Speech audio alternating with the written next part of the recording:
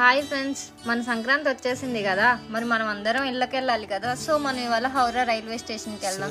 ఇది హౌరా బ్రిడ్జ్. మనం చాలా మూవీస్ లో ఆల్రెడీ చూసే ఉంటాం. ఇది హూగ్లీ రివర్ మీద ఉంటది. రైల్వే స్టేషన్ కి వెళ్ళాలంటే ఈ బ్రిడ్జ్ మీద నుంచే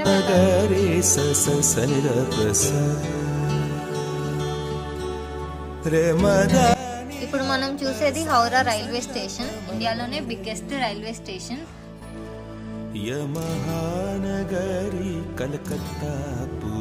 ఇందులో టోటల్ గా 23 ప్లాట్ఫామ్స్ ఉంటాయి.